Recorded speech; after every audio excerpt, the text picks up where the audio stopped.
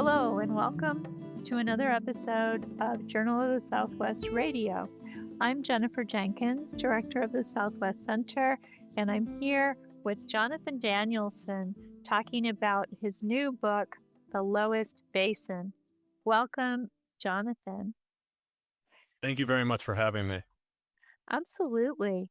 We're excited to do something that we don't often do on this podcast, which is talk about works of fiction.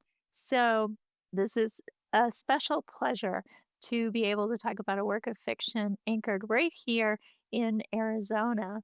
And your debut collection, was longlisted for the Penn Robert W. Bingham Prize, and it was chosen as one of the Southwest Books of the Year for 2026. Congratulations on that, both of those. So what's it been like sitting with that reception for your debut collection?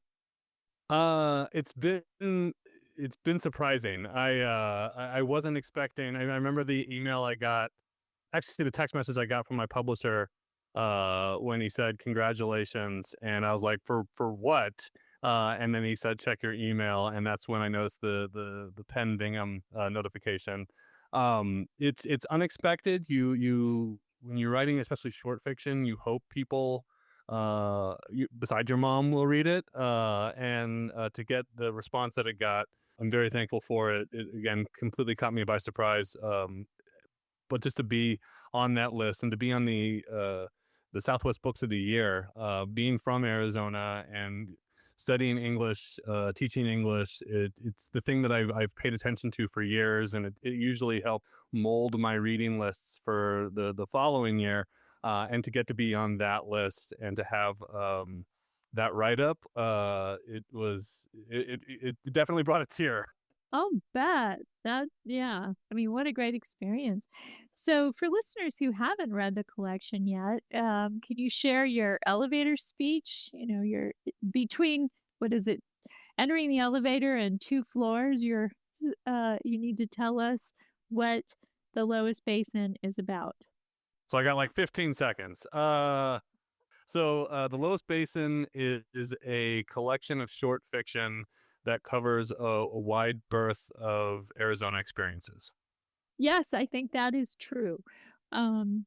Why the title? So we live in the low basin of the Colorado River Compact.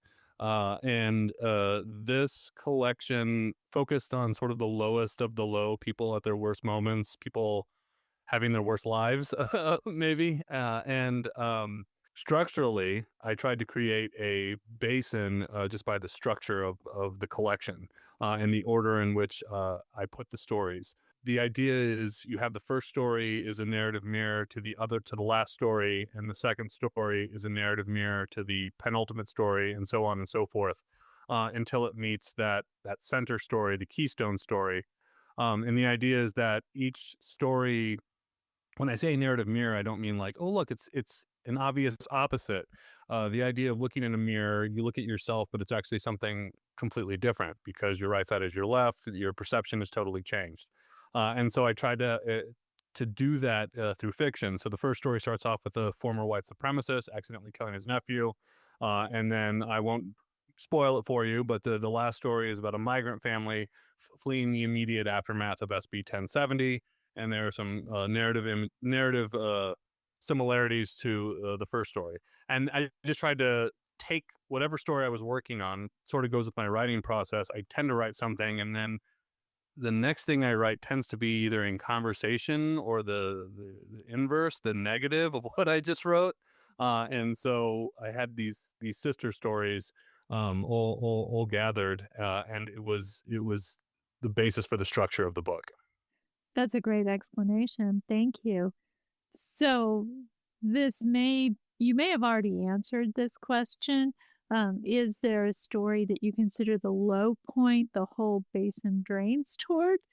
Yeah, I think that keystone story, as I described it, is between the smoke and the fire, the tide and the sea. And in that story in particular, you have this relationship between grandfather and his grandson, And at one point, the grandfather tells the grandson, "That's because you are I and I am you, and we're the same people making the same mistakes in different shades of gray." And the idea is, at that point of the story, if you fold it in half, you have that first story and last story, the second story, the penultimate story, the third story, and they're in conversation with each other. That is the point in which everything dips down and collects. Well, let's think a little bit about Arizona as a character in these stories. It strikes me that it's not just a backdrop or a setting, but it's actually a functional entity, if you will. Um, and I'd love to hear you talk a little bit more about how place functions in these stories because they move from Quartzsite to Prescott to the Valley, and you're trying to cover the state pretty well. So how does Arizona as an idea, or as a place, or an idea of place, function in the collection? So I did my PhD in Arizona literary regionalism and trying to figure out what a regionalist aesthetic would be like for Arizona. And that stemmed from a long experience that I first encountered during my MFA. I did my MFA at the University of San Francisco, so I tried to write like a San Francisco story or a New York story because I thought that's what writing meant. And then I came across Robert Boswell's story, Glissando. And that story just changed me. I realized, like, wait a second, like, this isn't what I've expected. This isn't, growing up in Arizona, you're often told by people who are not from Arizona that this place has like no history or culture or like whatever.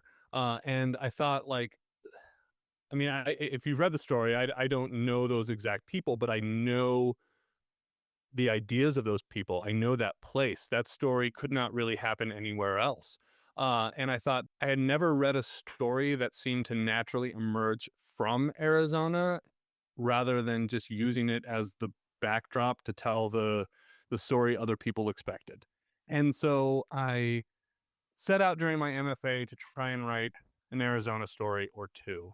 And I started talking a lot about like Arizona and what it meant to be from there and what it meant to write those stories. And I'll never forget a professor who I didn't even have, but we were standing outside before class and we were all talking. That's what we did. We all stood outside before class and talked about what we were working on and everything.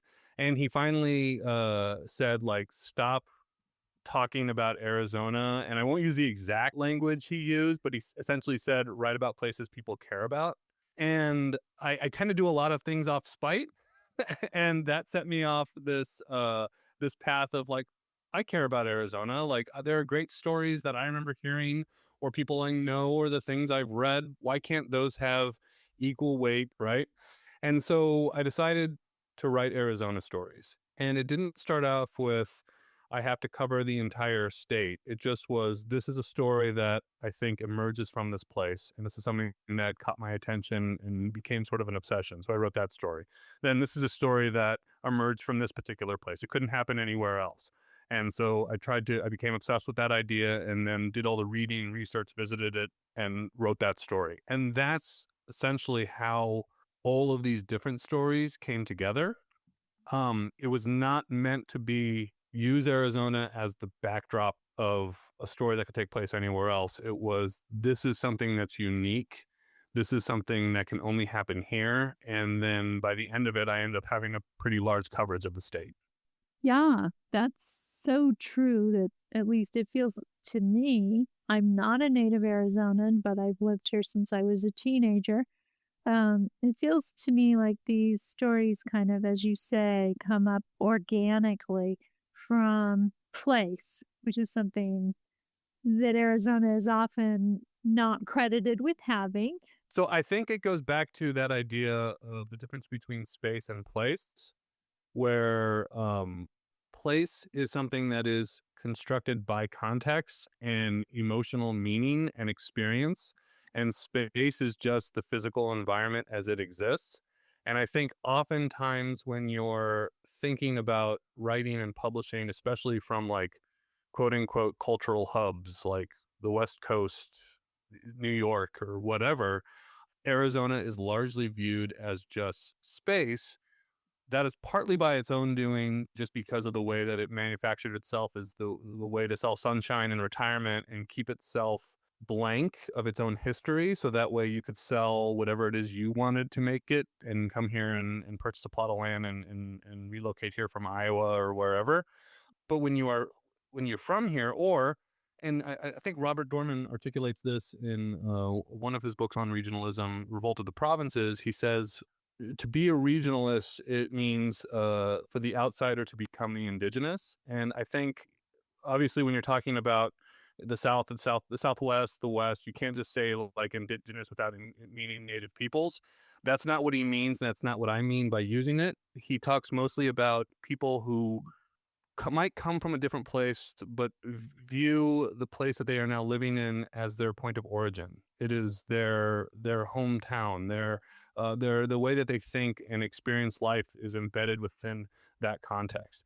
And I think oftentimes we are not allowed. People who are either from here or have accepted Arizona as home are not often allowed to have that agency and ownership of that place to be your home. And I think part of writing these stories was an act of rebellion against that. Like, it is just as worthy and just as culturally significant as other places.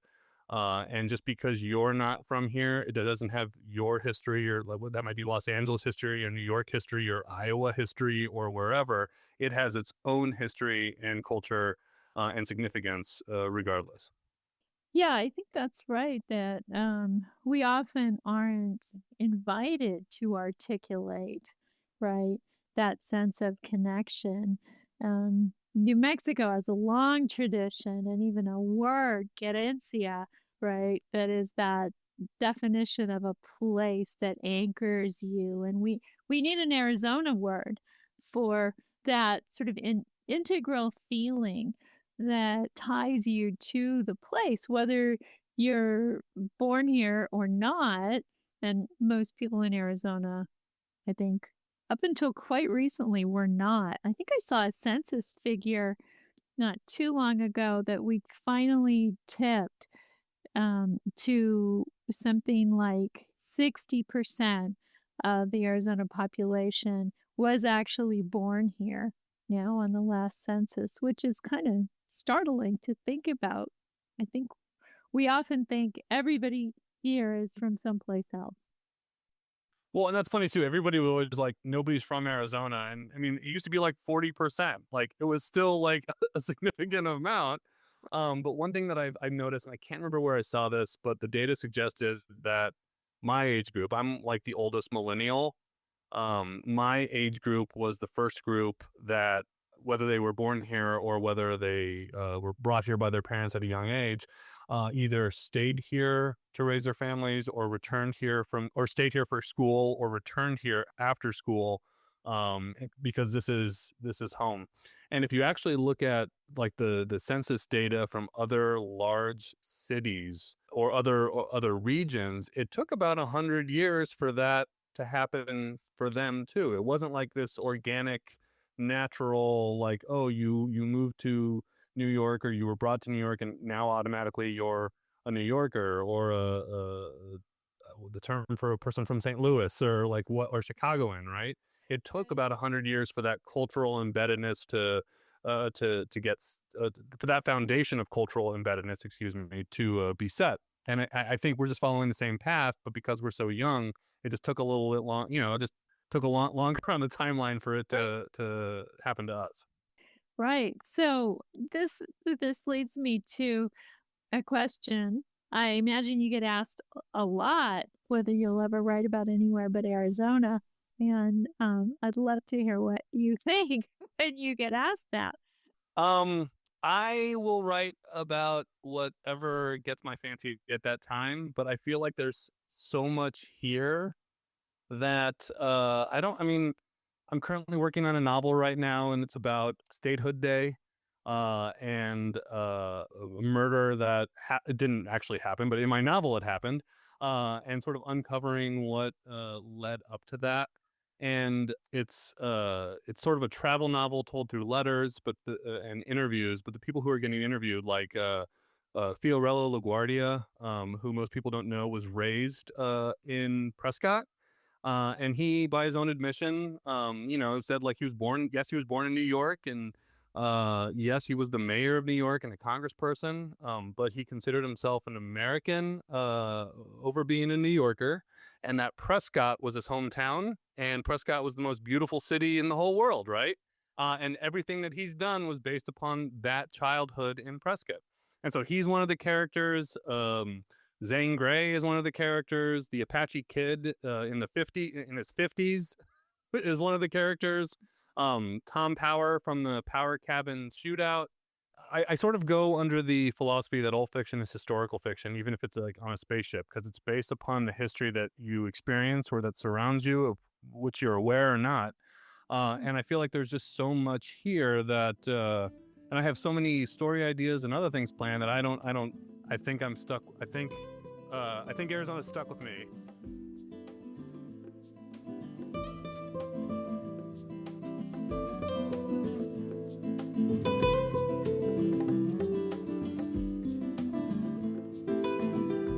As you and I both know, there's a really rich literary tradition in Arizona.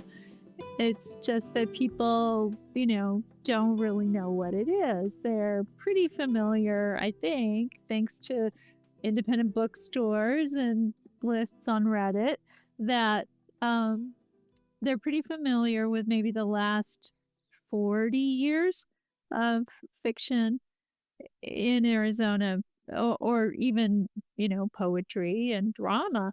But many of the people who are newcomers to the area and many people who are born here don't necessarily know the literary history of Arizona. So that's an avenue for exploration. And I know you and I will both be teaching courses toward that exploration in the future.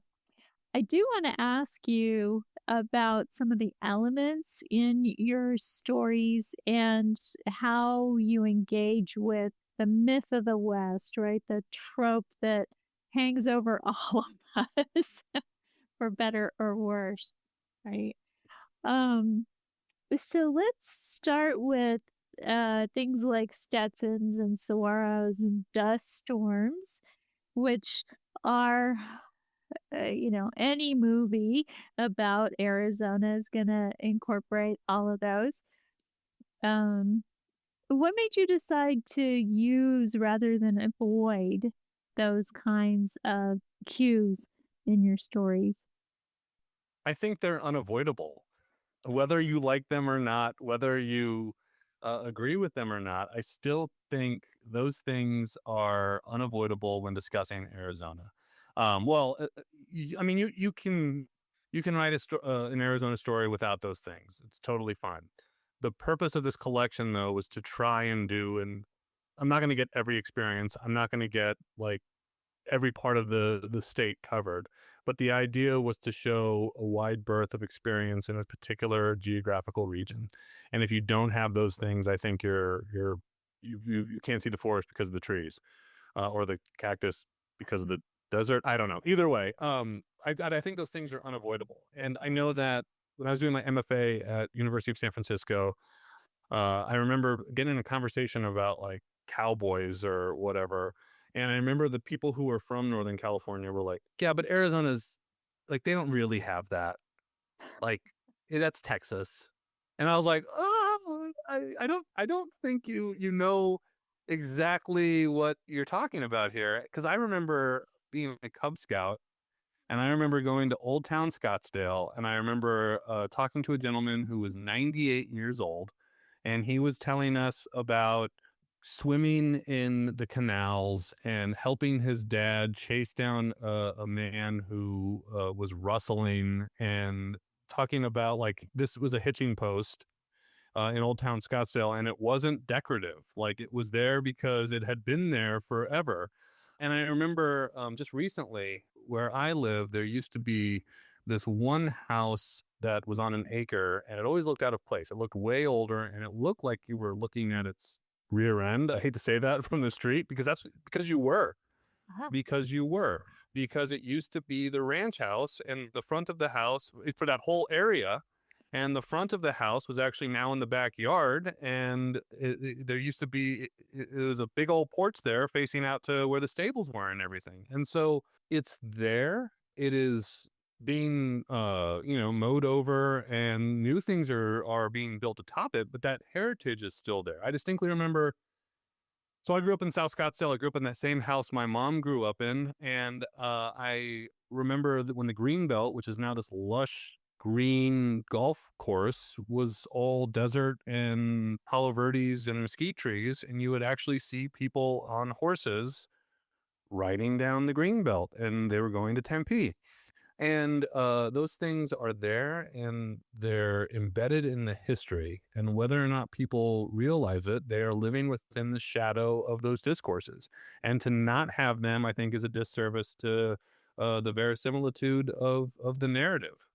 Absolutely, and, we haven't talked about development at all, but, the history of development of the West, but particularly Arizona and possibly more Maricopa County than Pima County, which is the 2 places we're speaking from, um, is exactly what you're talking about, the ranch house that becomes the anchor of the subdivision. Either it becomes the clubhouse for the gated community and they, renovate it and spiff it up, or the cattle tank becomes the lake that the neighborhood is built around, and the landscape is completely transformed by the developer's vision, but there's this kind of palimpsesting, right, of the history bubbling up through if the people in the neighborhood are paying attention to it.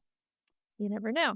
One thing I really wanted to be careful about when writing these stories is I remember, having conversations with people who had moved there or having conversations with people who had visited there, and they talk about like the ranch house with nothing but contempt.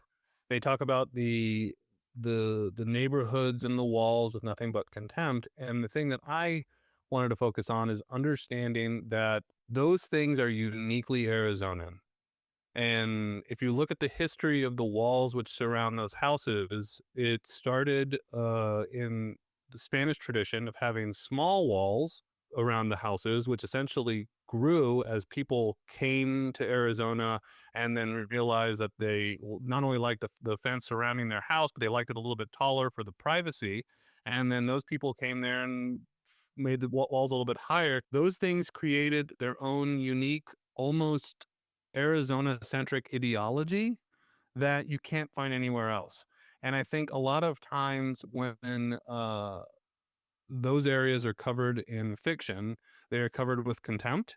And that was not my purpose at all. That was not, especially, in fact, I tried to write against that just for the fact that I think it does a disservice. And I think it, it takes away from the experience that is here that is worthwhile, and it is worth having stories told about it.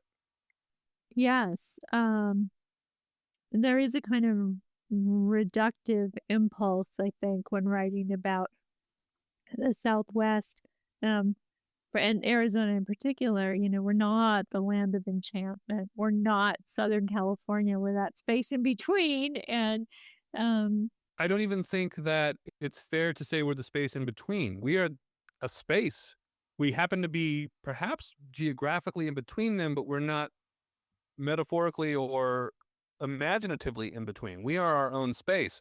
And the desert is not the negation of the forest. Phoenix is not the negation of Los Angeles. It is its own thing. And it needs to exist on its own terms. And I think part of the reason that I wrote this collection and I'm writing the novel and the other things is because I think by writing those stories, it adds to the collective agency of the community. And if you don't have that collective agency, you don't tell your stories, you allow other people to dictate what your story is. And without this, we are disposable, we are temporary because we don't have the embedded cultural roots that we need to be a self-sustaining society.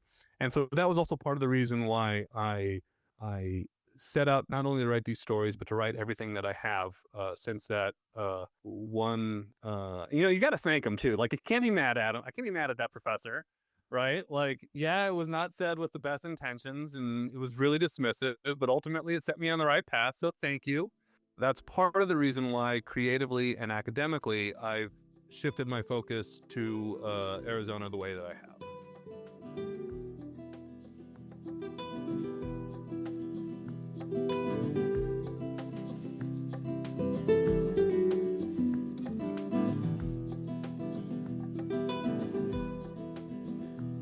So there are a couple of elements of Arizona life that I want to address that appear in these stories. One is pop culture. Well, it's two actually.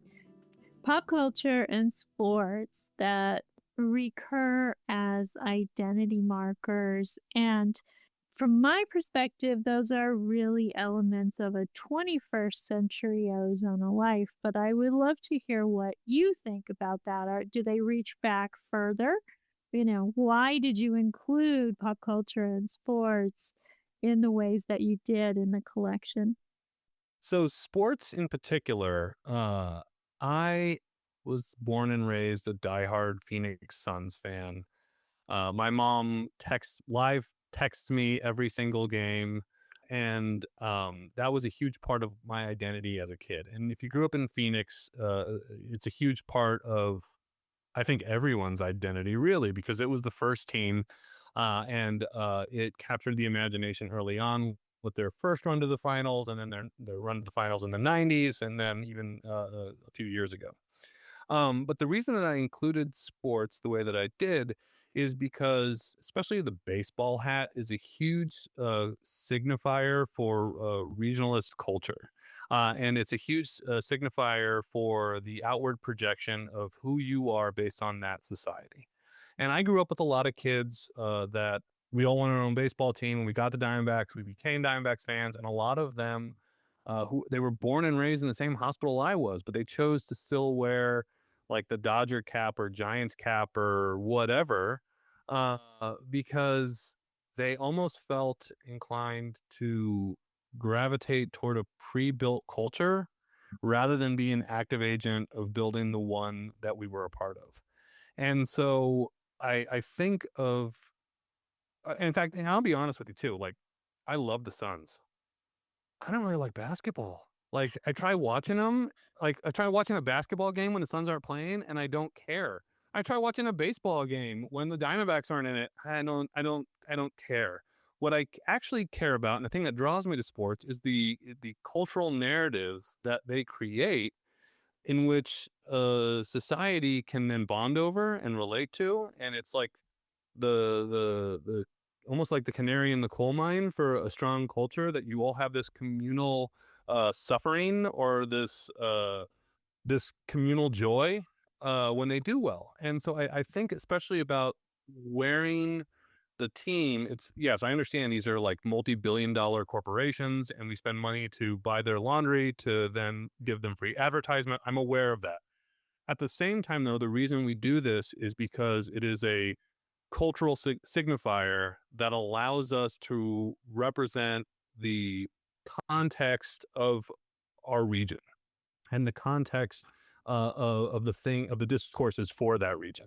And so I tried to use them in a way that helped form those communal bonds, and to say something. Also, I mean, maybe this is not good fiction writing, but also to show them to represent them in a way that other people will realize, hey, I too can wear this and be part of this community and show my communal engagement in a way without shame or worry. And that's maybe not the best. The best, maybe the shame part wasn't the best part, but I think Depends I on the think it's season. relevant. Yeah, it depends on the season, but also depends upon just like you look at the kids you grew up with, and you, like, again, born in the same hospital, and they're still wearing a Dodgers hat. because they think that like they're embarrassed to be from here because it doesn't have culture. No, it doesn't have LA culture, but you've chosen to still live here and you've chosen to still be part of this. And this is the regional representation and the thing that we all bond over. So you're actively choosing to pull yourself outside of that and exist as the outsider, as the observer rather than a insider and active participant. Well, they're choosing not to participate in a certain kind of placemaking, right? That Yeah. the bonding that happens over sports and, other pop culture events. But part of the thing too is like, Arizona, you're told you don't have the history or the culture, and you're choosing to believe that and make the culture disposable rather than something that is rooted within the landscape and space. Good. Um, so just following along in pop culture a little bit more, let's talk about the spirits of John Wayne and Waylon Jennings that appear in the collection. What do they appear as? Are they household gods? Are they ghosts in the machine? Are they emblems of nostalgia? Um, these two iconic figures, are they similar or do they represent different eras of the Western imaginary or the Arizona imaginary? And, what do they represent to you as cultural inheritance? You invoked these spirits to do what? Because neither of them is native to Arizona. Yeah. Well, I mean, true. Waylon Jennings, however, like moved to Arizona after he gave up his seat to the Big Bopper the day the music died, and moved to Coolidge and was a DJ there and started playing shows. If you know Marshall Trimble, he has some great stories about. I won't say all the stories, but he has some great stories about playing with Waylon and at JD's and at the small clubs in downtown Phoenix and one in Scottsdale. And so he became an active member of the community, and so much so that he returned here in the 80s when he was trying to kick cocaine and lived here until his death in, I believe it was 2000, buried over in the Mesa Cemetery. And so, yes, he was very proud to be Texan, but like this seemed to be home to him, especially in the later part of his years. And that story about sad country songs, there's a lot of truth in that. I grew up like 4 streets north of where he lived in the 60s. And everybody seemed to have a story about Waylon Jennings when he lived there. And you used to hear him practice or like argue with his then wife or help you change a tire. Like everyone you came across who lived in that neighborhood at that time in the 60s seemed to have a story about him. I even had that story about the if you read the collection, there's a bit where he talks to a guy who tells him about the Waylon Jennings impersonator has a fan come up to him after a show and say that the General Lee used to drive by the preschool. That was me. I was the preschooler, and the General Lee used to drive by, and we thought it was so cool, and had no idea who was driving it. And then I read Waylon Jennings' son's autobiography, and he said that the producers gifted him a General Lee for being the balladeer for the show, and his favorite thing, he used to drive it all the way up Hayden, which was where my preschool was, to his office at Fashion Square. I was like, who else would have a General Lee at South Scottsdale in the mid '80s? And so that story was very personal. For John Wayne, I think about my earliest experience with John Wayne, and I won't lie to you, I was not too impressed. And that's because my grandmother used to be a waitress at the Brown Derby in Scottsdale. And my grandfather was the bartender. And she used to tell the story about, he was working like a double. And John Wayne comes in and he's just complaining about this and complaining about that. And my grandmother puts his food down and says, "What are you complaining about? Like, all you do is kiss the pretty girls and have someone else ride the horse for you." And he just looked up at her and he goes, "Bullshit, I do." And that was just like the story that I remember hearing from a very, very, like, same age as seeing the General Lee. Like, oh, like he just kisses the pretty girls and has someone else ride the horses for him. And so I watch the movies and enjoy the movies, but I'm not gonna lie, that line in Dry Docked where he says that he liked High Noon better than Rio Bravo. Like High Noon's a much better movie than Rio Bravo. Rio Bravo is not. I'm not gonna like. Let's be real here. It's a much better movie. And so again, I enjoy John Wayne, but I also think it's a bit, I don't know, reductive as the focal point of masculine Western identity, and the shadow that it has cast. And so that, I mean, that's sort of the relationship I think the collection had as well. Yeah. Very good, John. I mean, the shootist is fantastic. I love the shootist. Glendon Swathart taught at ASU, and when he passed away, he donated his desk to the Piper Center, and that is where I defended my dissertation from his desk with Alberto Ríos' typewriter right there. So I mean, I love all that. But yeah, High Noon's better. That's great. And talk about iconic elements that persist in Arizona culture.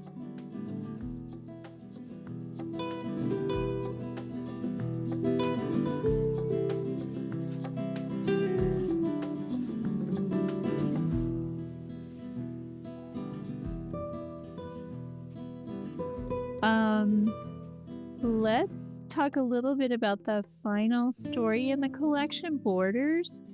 And it's a very powerful story that takes on nationalism and deportation, and it's not as though you haven't addressed like SB 1070 and other complex issues earlier in the collection, but Borders is really kind of a gut punch at the end. So why was that the note you wanted to end on? During my MFA, I was writing a lot of like satirical, funny stories that didn't have place. And then I read that Robert Boswell story, and I decided I wanted to try my hand at writing Arizona stories.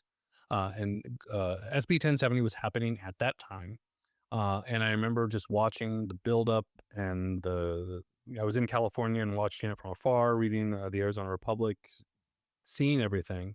And so that was the third attempt at an Arizona story. I had written one that I'm still working on like 17 years later that I will get right sooner or later. And then Fossil Creek was the second one, and then Borders was the third. And then what happened after writing that story is I wrote Tributary. And so it seems sort of like the yin and yang to that story. It seems sort of the inverse of it. And so Tributary and Borders were always connected. And so with the structure, placing it at the end, it didn't seem like the opening story. I thought Tributary had a stronger opening line to enter, and it naturally came to be the end.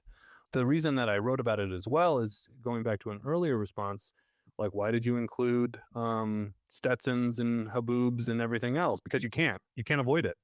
You can't not write about this if you're writing about Arizona, because Arizona is not one singular thing. The landscape is not one singular thing. We are extremely diverse in our ecology. We are extremely diverse in our populations. And so if you decide to enter this space and write about this space and write about the people of this space, there are things that are unavoidable. And that is one of them. And so it is, I think, emotionally, it is a gut punch at the end, but my goal is that it is such a gut punch that it'll hopefully make people stop for a second and to think and reflect not only on that story, but about the entire experience. And to sort of, again, not to drag a dead horse into the desert with one of the story metaphors, but to fall back into that well that I tried to create with the structure of the entire collection. Yeah, well, for those of you who haven't read it yet, I think you will carry Borders with you for a long time. It certainly had an impact on me that I haven't quite shaken, and I don't want to, really. It's extremely powerful. So let's, you already previewed your next novel, but let's talk a little bit about the academic work. Not that fiction writing isn't academic in some ways, and not that academic work isn't creative. I think there's a lot of overlap there. But Absolutely. yeah, with your dissertation, you make a case for Arizona literary regionalism as an understudied and undervalued category of literature. And I wanted to chat with you briefly because I know you and I both teach Arizona literature. How do you define Arizona literary regionalism? So, Arizona literary regionalism is writing that emerges from within the culture, and it doesn't use Arizona in its many different forms and many different landscapes as just backdrop. It is being informed by the large and small histories. It is being formed by the varying ideologies. It is being formed by the discourses that emerge from that particular area. And it's doing so with respect, and it's doing so in a way that treats the people and places being represented, and the people and places that the inspiration was drawn from, with dignity and as ends and not means. So it's not just using it in a way to tell a story that is disconnected to the people it's about. It's doing it in a way that can accumulate into a larger cultural understanding. And I think while we do have literature that does that, I don't think we have as strong canon as I think other places have. I think there's a wide variety of reasons for that. My house is 70 years old. My house has got some issues, right? My house, there's a leak. The windows rattle, right? But I know that's my house and I love my house and I can complain about my house. But when someone else comes to my house and complains about my house, that's a different problem. And I think Arizona literary regionalism is writing that complains about your house because when you do it, like, you still live there and you love it and you know it's problem. You don't look at it with rose-colored glasses. You know its issues, but it's still the place that you are going to live in and raise your family and experience this life at. And I think Arizona literary regionalism is literature that does exactly that. Thank you. That's a great definition. Your experience is obviously anchored in the valley.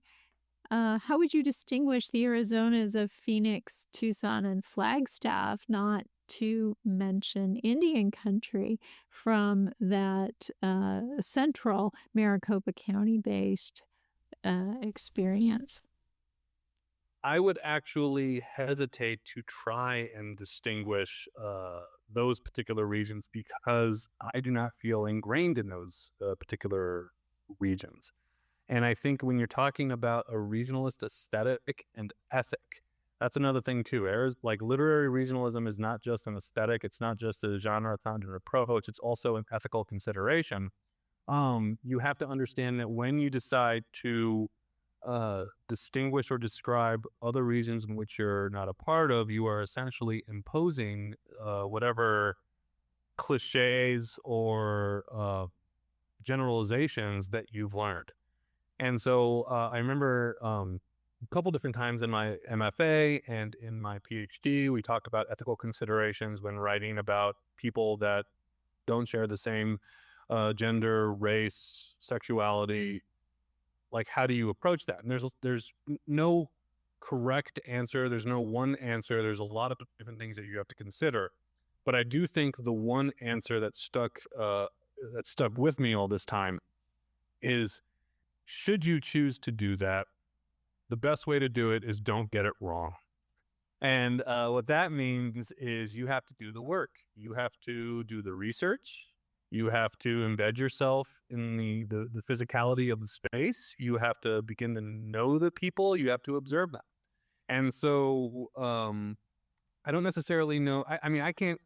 When I'm distinguishing Arizona literary regionalism, I'm looking at the political and geographical lines that created this particular space that has these particular laws, that has these particular groups. But when you're actually getting down to the nitty gritty on what those groups are, they need to speak for themselves and they need to write their stories to have agency over their story. And my purpose when writing this book, it was never to tell the Arizona story. If you read this book and you see a lot of Arizona here and you're like, yay, nailed it, that's awesome. If you read this book and you're like, who's this louse? Like, totally got it wrong. But that inspires you to like seek out other literature and elevate it, or write your own and elevate it. Mission accomplished. I'm going to take that as a win still, because the purpose is not to write the Arizona book. And that's another thing too. There's been a lot of conversation. Tom Zollner wrote in Rim to River that like Arizona doesn't have its own book. He quoted the former University of Arizona Press editor-in-chief, Robert McNamee, about what the Arizona book needs to be. And I don't think we should set out to write the Arizona book. I think we should write the Arizona books, because, when you think about like the Great Book of Texas or the Pacific Northwest or California, those didn't emerge in a vacuum. They emerged from a strong literary community, and then through market forces and other things became like known as the Great Book. But it's because they emerged from a lot of writers writing a lot of different experiences. And so this is just one take on that. There are other great books out there. I'm thinking Sabrina Hicks just wrote a wonderful collection called Coyote Girl. It just got a Kirkus review. My friend Stephanie, and Sabrina's a friend. All these people are friends. But Stephanie Austin also wrote a wonderful book that just came out about Northern Arizona. You look at Oscar Mancinas and the work that he's done. You look at Bojan Lewis. You look at Haley Alcaraz, who's writing young adult genre, and she's doing a retelling of Romeo and Juliet in 1950s Phoenix after Brown versus the Board of Education. So there's lots of great books that are doing this. And we need to elevate these books, and we need to get these books treated not as regional literature, but as literature. So that way we can have agency over our own story and agency over the stories that will be told. What's a piece of Arizona, a landscape, a habit, a phrase that you don't think reads the same to someone who didn't grow up or is from here?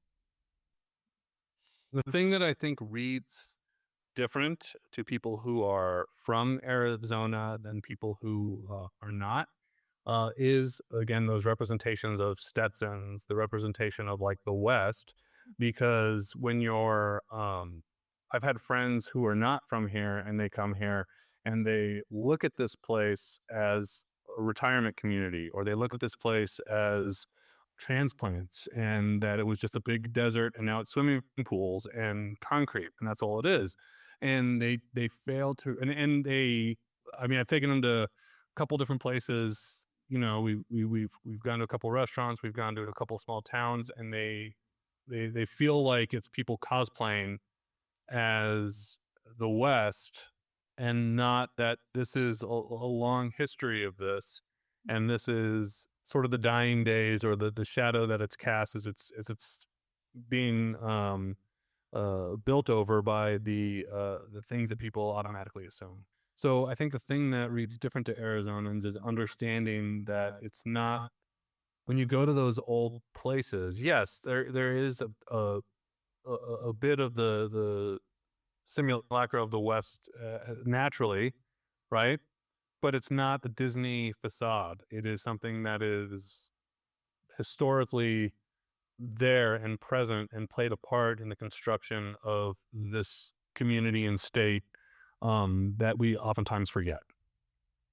So, Jonathan, what's next for you?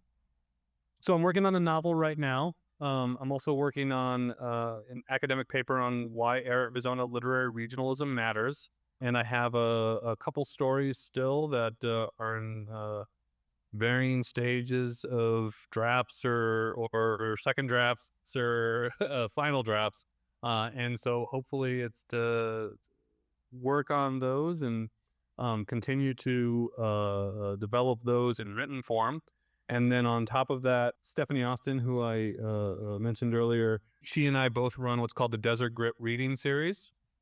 So we try to bring 5 to 6 local authors twice a year to a reading series at Rift Wine Bar in South Scottsdale, and that's where we've held them so far. But we're already looking at having one in Tucson. We're already looking at having one in Flagstaff, Prescott, and just try to expand the series to help people understand that there are writers here who are trying to tell the story of what it means to live within this geographical space, and to try and connect them so that way they can write the great Arizona books and elevate each other and elevate our state consciousness.